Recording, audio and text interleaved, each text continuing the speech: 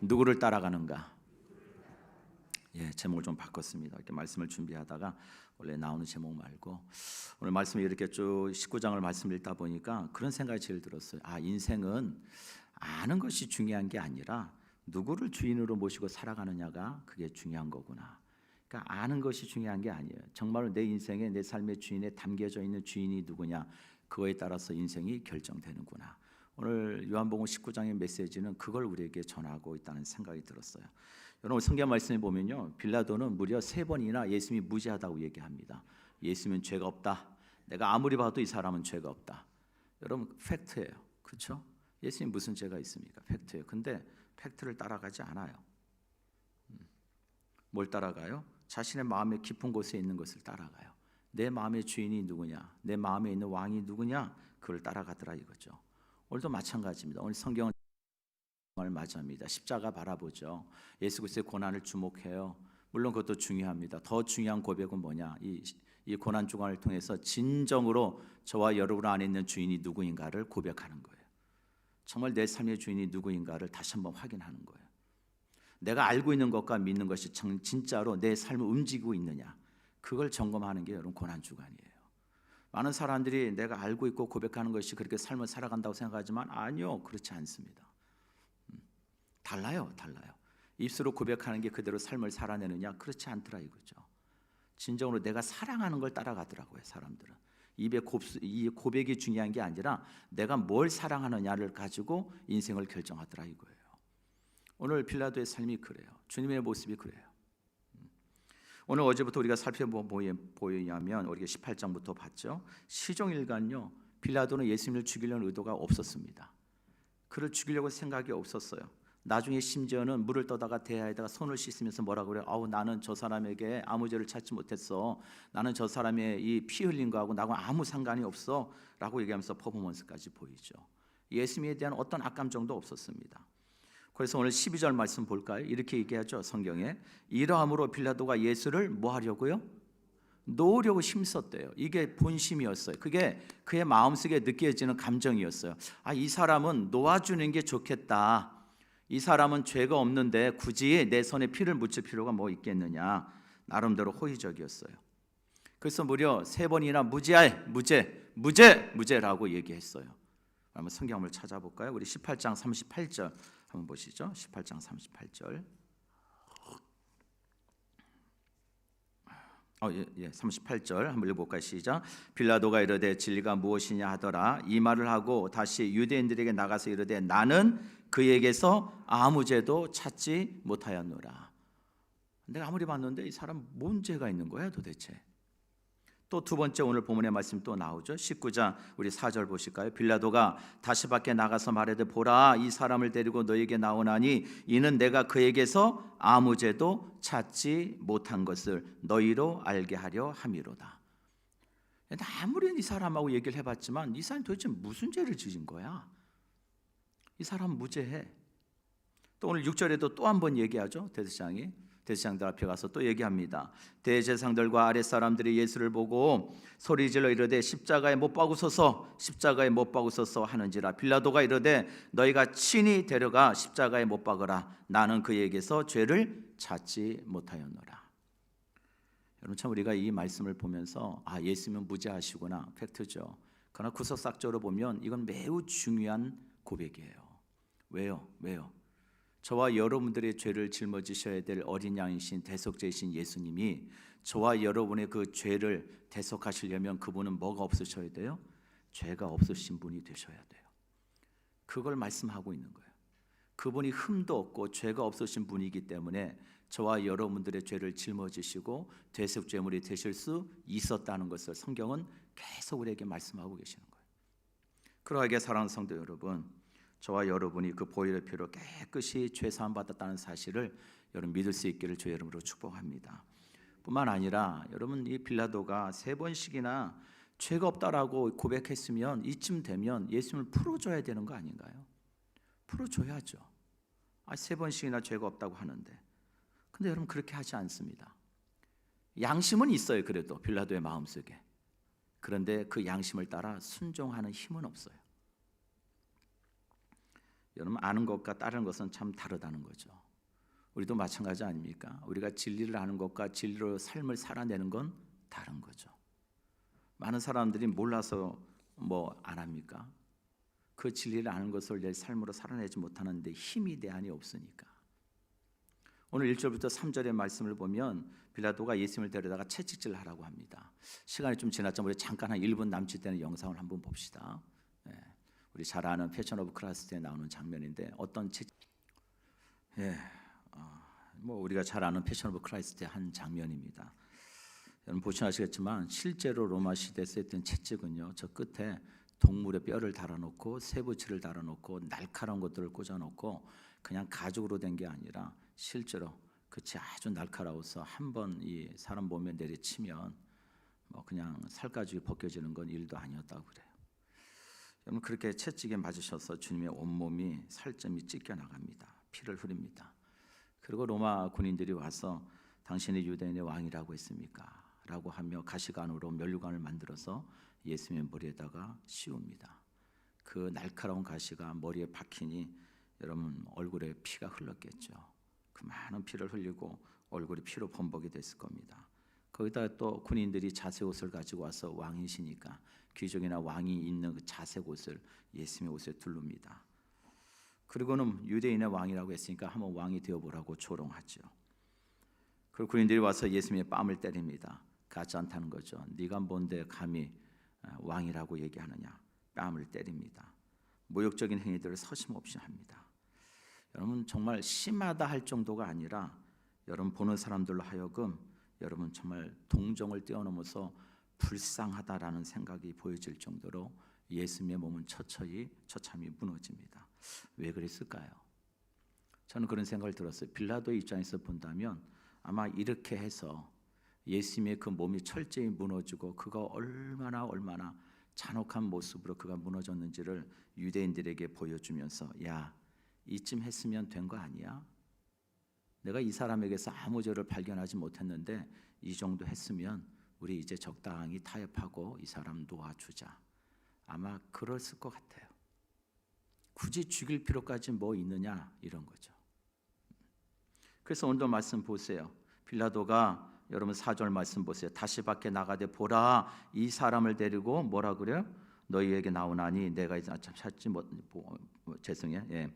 빌라도가 다시 밖에 나가 말하되 보라 이 사람을 데리고 너희에게 나오나니 이는 내가 그에게서 아무 죄도 찾지 못한 것을 너희로 알게 하려 함이로다 하더라. 보라 이 사람, 보라 너희들이 얘기한 유대인의 왕이 이 사람이지 않느냐. 그가 무슨 왕이겠느냐. 그러면서 그들에게 아마 적당한 선에서 예수를 이제 놓아주자라고 하는 동정심, 예수 그리스도의 그 처참히 무너진 몸을 통해서 아마 불쌍히 여기는 마음을 얻게 하려고 했던 것 같아요. 그런데 오늘 6절 말씀 보세요. 대제사장들이 뭐라 그래요? 아니요, 십자가에 못 박으세요. 그거 갖고 안 됩니다. 십자가에 못 박으세요. 여러분 마태복음 27장 19절에 보면은 빌라도가 재판장에 앉아 있을 때 빌라도의 아내가 사람을 보냅니다. 밤새도록 아마 꿈에서 시달렸나 봐요. 그래서 사람을 보내서 남편에게 얘기합니다. 그 당시에 오늘 본문의 말씀처럼 총독이 이제 자리에 앉아 있다고 얘기하는데 그 총독이 자리에 앉아 있을 때 그 사람을 보내서 당신의 아내가 이런 말을 전하라고 했습니다. 제가 밤새도록 꿈을 꿨는데 저 사람은 내가 보니까 의인인 것 같은데 저 사람에게 당신 특별히 손을 대지 마세요. 저 사람이 죽음에 손에 피를 묻히지 마세요. 그냥 저 사람을 놓아줬으면 좋겠습니다. 이런 말을 그 종을 통해서 남편에게 전합니다. 무슨 얘기예요? 한마디로 그 예수란 사람 놓아주란 사인이죠. 그리고 죄가 없다는 얘기를 3번이나 고백합니다. 그런데 불구하고 유대인들은 뭐라고 얘기해요? 아니요, 우리는 그럴 수 없습니다. 그는 스스로가 유대인의 왕이라고 신성모독한 사람입니다. 여러분 이 말을 듣자 빌라도가 마음에 두려움이 찾아옵니다. 하나님의 아들이라고? 하나님의 아들이라고? 정말 저 사람이 하나님의 아들, 신의 아들이면 어떻게 하지? 라고 하는 마음의 두려움이 생겨서 다시 예수에게 달려갑니다. 그럼 묻습니다. 오늘 그 말씀이 오늘 9절 말씀이죠. 묻습니다. 내가 어디서 왔느냐? 도대체 네가 온 곳이 어디야? 라고 빌라도가 묻습니다. 그때 예수님께서 아무런 대답도 하지 않으시죠. 그러자 이 빌라도가 조금 화가 난 것 같아요. 너 왜 말을 하지 않아? 내가 너를 놓아줄 권한도 있고 너를 십자가에 못 박을 권한도 내게 있다는 걸 너 몰라? 여러분 그렇게 이야기할 때 우리가 참 중요한 말씀을 하죠. 11절 우리 다 같이 한번 읽겠습니다. 11절 시작. 예수께서 대답하시되 위에서 주지 아니하셨더라면 나를 해할 권한이 없었으리니 그러므로 나를 내게 넘겨준 자는 죄를 더 크다 하시리라. 여러분 이 말씀이 두 가지죠. 네가 지금 나를 재판하고 네가 나를 다스리는 것 같지만 결국은 그 네가 다스릴 수 있는 권한을 누가 주신 거라고요? 내 아버지 하나님께서 내게 주시지 않으시면 너는 결코 내 앞에서 이 모든 권한을 행사할 수 없다는 걸 알아야 돼. 다시 말해서 뭐예요? 네가 재판장이 아니라 누가요? 누가 주권자가 되신다는 거예요? 하나님께서 주권자가 되신다는 걸 넌 알아야 돼. 그래서 사랑하는 성도 여러분, 우리 인생이 그래요. 눈에 보기에는 사람들이 우리 인생을 결정하는 것 같지만 우리 사랑하는 성상 가족 여러분, 하나님이 온전한 주권자가 되심을 여러분 믿을 수 있기를 주의 이름으로 축복합니다. 눈에 보이는 사람이 결정하는 게 아니에요. 그 또한 하나님이 주셔야 되는 거예요. 제가 이 자리에 서서 설교하는 것도요, 하나님이 허락하셔야 되는 거예요. 제가 하고 싶다고 살 수 있는 게 아니에요.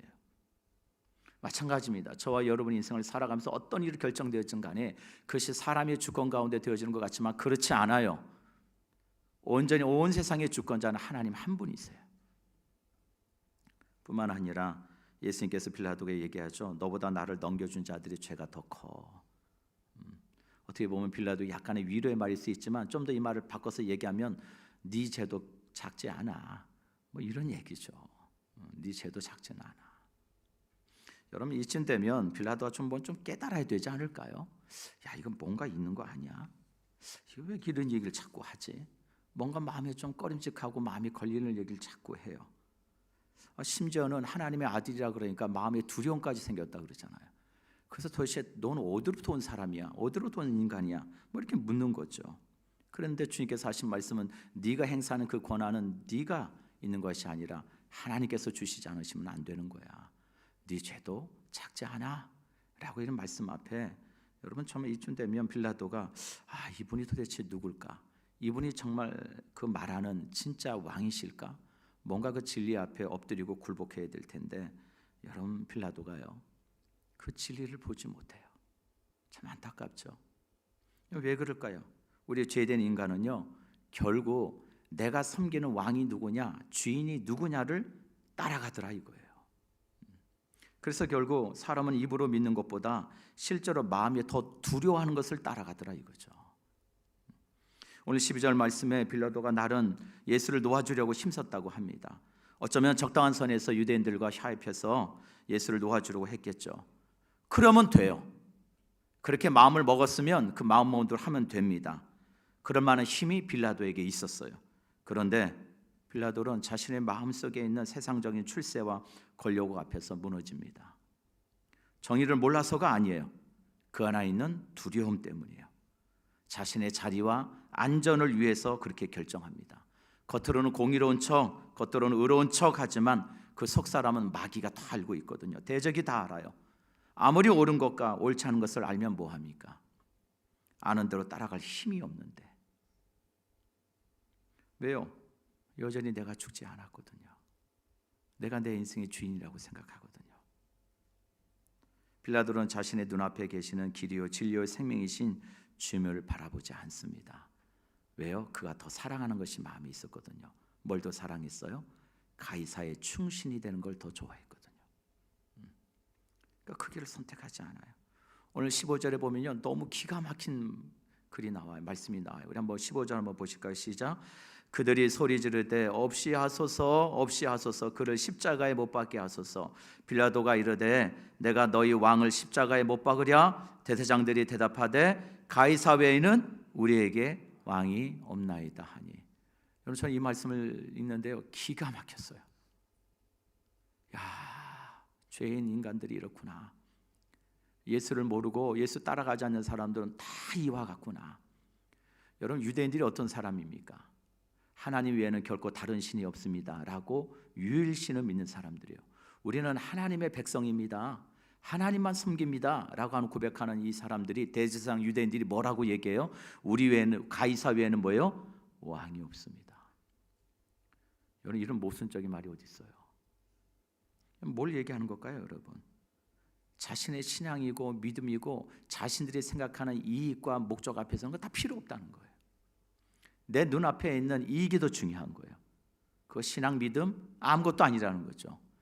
자신들의 목적, 예수를 십자가에 못 박는 일이라면 뭐요? 하나님도 잠깐 뒤로 물러나 주셔야 돼요. 그리고 그 일을 목적을 이룸에 있어서 온전히 우리의 도움이 될 수 있는 가이사가 왕이 되면 되는 거예요. 여러분, 이게 어떻게 신앙입니까? 이게 어떻게 믿음이에요? 결정적인 순간에 여러분, 자신이 가장 사랑하는 걸 따라가는 게 우리의 모습이더라고요. 여러분, 가이사가 어떤 말에 무너지는 줄 아세요? 막 놓아주려고 애썼어요. 그런데 그 마음의 중심에 정확하게 사단을 알고 그 틈을 파고 들어갑니다. 누구를 통해서요? 유대인들의 그 가증스러운 말을 통해서 그 심령을 파고 들어가죠. 뭐라고 얘기해요? 12절에 봅니다. 이러함으로 빌라도가 예수를 놓으려고 힘썼으나 유대인들이 소리질러 이르되 이 사람을 놓으면 당신은 뭐예요? 가이사의 충신이 아닙니다. 그 다음에 뭐라고 얘기해요? 무릇 자기를 왕이라는 자를 왕이라는 자는 누구를 반역해요? 가이사를 반역하는 겁니다. 이 한마디에 여러분, 빌라도는 무너져요. 왜요?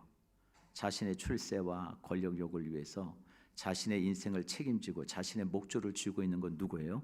가이사니까요. 가이사에게 충신이 되어야 되니까. 여러분, 우리는 그렇지 않은가요? 우리의 모습은 그렇지 않습니까? 과연 여러분 누구를 따라가고 계신가요? 우리 입술로는 예수 그리스도밖에 한 분밖에 없습니다. 예수님이 온전히 나의 주인입니다라고 고백하지만 실제로 나는 그 고백에 맞는 삶을 따라가고 있는가? 예수님이 누구십니까? 무죄하신 왕이세요. 하나님의 주권 가운데 묵묵히 순종으로 걸어가신 왕이세요. 내 죄를 대신에 짊어지시고 정죄받으신 왕이세요. 우리가 말씀을 사랑한다고 말합니다. 말씀을 붙잡고 가겠다고 고백합니다. 여러분, 말씀을 따라간다는 건 예수님 따라간다는 거 얘기하는 거 아닙니까? 어떤 손해가 있더라도, 아니면 혹시 죽음의 위치에 있을지라도, 어쩌면 때로는 버림받을 수 있는 그런 자리에 나갈지라도, 어쩌면 실패할 수도 있을지 몰라요. 그래도 그 길 가는 거예요. 그래서 주님은 뭐라고 말씀하셔요? 그 길을 좁은 길이라고 말씀하셔요. 왜요? 세상과 다르거든요. 그 길을 가야 승리가 있고 그 길을 가야 영광이 있는 줄 믿습니다. 고난주간 사랑하는 성도 여러분, 예수 그리스도 봐야죠. 고난주간만 바라봅니까? 평생 봐야죠. 우리가 죽을 때까지 우리가 바라봐야 될 시선은 예수 그리스도의 십자가예요. 내 삶의 왕자에 누가 앉아 있는지를 오늘 이 새벽에 점검하는 이 새벽이 되었으면 좋겠습니다. 나는 지금 누구를 따라가고 있는가? 세상의 왕입니까? 내 욕망입니까? 아니면 십자가의 왕 예수 그리스도이십니까? 이 질문 앞에 분명한 신앙의 고백을 하는 우리 모두가 되시기를 주의 이름으로 간절히 축복합니다. 아멘. 우리 같이 찬양하고 기도하고 가겠습니다. 우리 주의 보좌로 나아갈 때 우리 찬양하고 기도하고 갑니다.